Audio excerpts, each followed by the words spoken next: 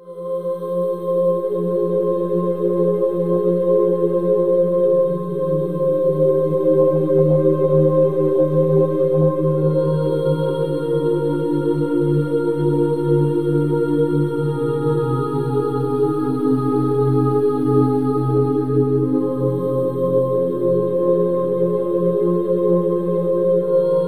me are the shallow graves of many of the children who have died prematurely from malnutrition. In the last 90 days alone, as many as 30,000 children have died. It's the worst catastrophe in the world right now. Our team arrived at the Dadaab refugee camp to find an appalling sight. Now considered to be the largest refugee camp in the world, 25,000 people have already perished here, most of them children.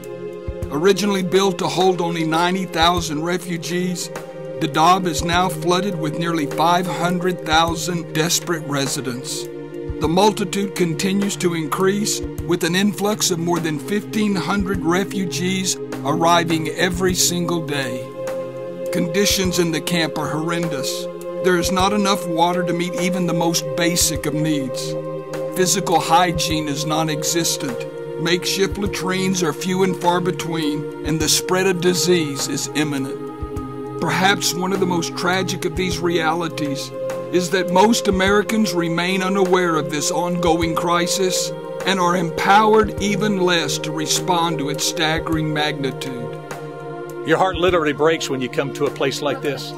I've been to many countries in the world and I've seen desperate situations, but I've really never seen anything like this.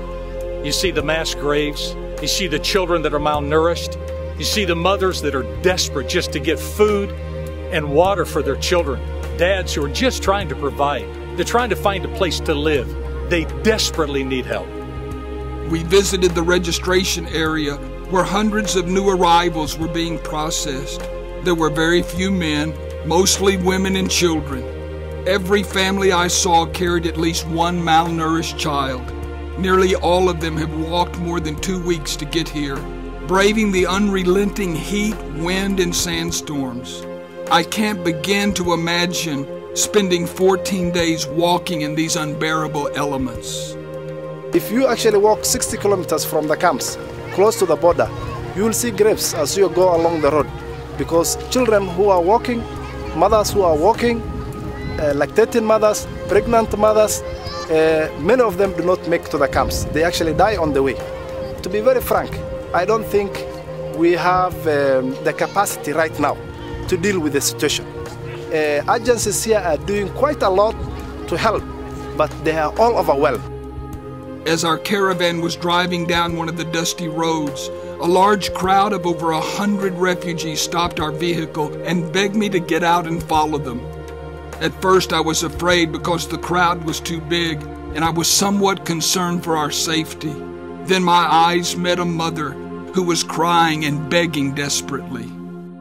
This is Abla. She just arrived today. She has 6 children. She's been walking for the past 8 days. She can't even speak because of her throat and all the dust on the roads. And they're in a desperate situation. She just told us that if she doesn't get food today, that her children may not live much longer. They're very malnourished. You know, we use the term life and death. And this really is a life and death situation. Recently, World Help has received a guarantee from the Kenyan government to expedite 20 secured containers of food, nearly 5 million meals, and another $12.5 million of medicine. They have promised to expedite it through customs and get it into the hands of the Somali refugees. I've never seen a crisis anywhere in the world where so little will do so much. Every container of food and medicine we send will literally save thousands of lives.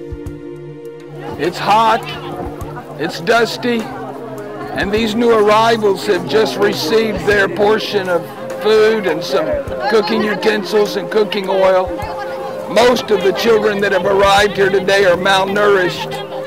Some are even near death. These people don't deserve to live like this. and it's time that we did something about it. Every day, I try to live my life in such a way that I accomplish at least one thing that will outlive me and last for eternity. While in Dadaab, I realize that together we can do just that.